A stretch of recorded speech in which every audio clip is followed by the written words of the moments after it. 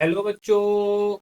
हमारा प्रश्न दिया हुआ है, वाष्प दाब में आपेक्षिक अपनमन निम्न में से किन संख्या के अनुपात के समानुपाती होता है? विलेय के अणु का विलायक के अणुओं से, दूसरा है विलायक के अणुओं का विलेय के अणुओं से, विलेय के अणुओं का विलयन के अणुओं की कुल संख्या से, विलायक के अणुओं का विलयन में अणुओं की कुल संख्या से।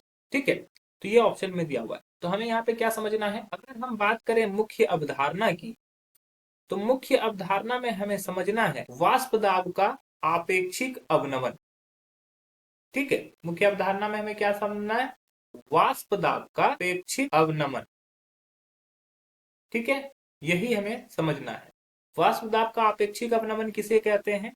तो अगर विलयन के वाष्प दाब में अवनमन जो होता है, विलयन के वाष्प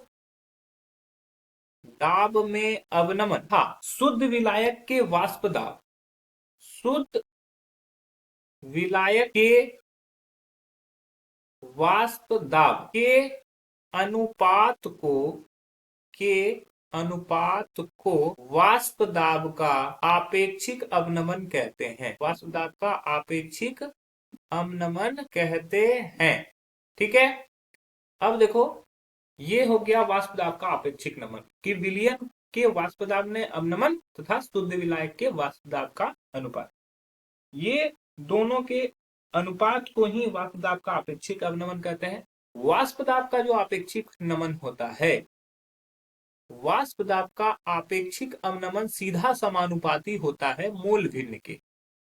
वाष्प दाब का आपेक्षिक अवनमन कहाँ सीधा समानुपाती होता है?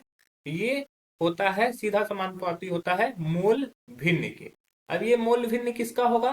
विलेय के मोल का। ठीक है, विलेय के अणुओं से ये निकलेगा, तो विलेय के अणुओं से निकलता है तो मोल भिन्न कहलाता है। तो वाष्प दाब ये विलेय के मोल भिन्न के सीधा समानुपाती हो गया।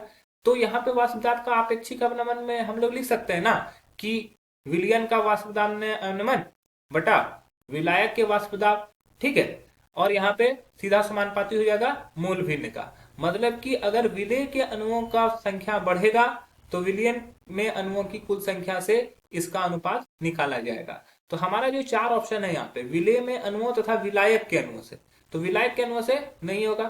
ठीक है, गलत हो जाएगा कि विलयन में जितने अणु की कुल संख्या होगी उसके हिसाब से ये मोल भिन्न निकलेगा। तो मोल, चूंकि क्या होता है कि विलयन में दोनों चीज प्रेजेंट है ना, विलयन में क्या है, विलेय के भी कण है और विलायक के भी कण है। तो अगर हम लोग को विलेय के कण से निकालना है तो विलायक के कण से सिर्फ नहीं होगा, विलयन के कण में जितने भी प्रेजेंट होंगे उससे हम लोग को मूल भिन्न निकालना है। तो विलेय के अणुओं का विलयन में अणुओं की कुल संख्या से हम लोग इसको निकाल सकते हैं। तो ऑप्शन सी में जो दिया गया है हमें, वो बिल्कुल सही उत्तर हो जाएगा। आशा है कि यह प्रश्न आपको समझ में आया होगा। धन्यवाद।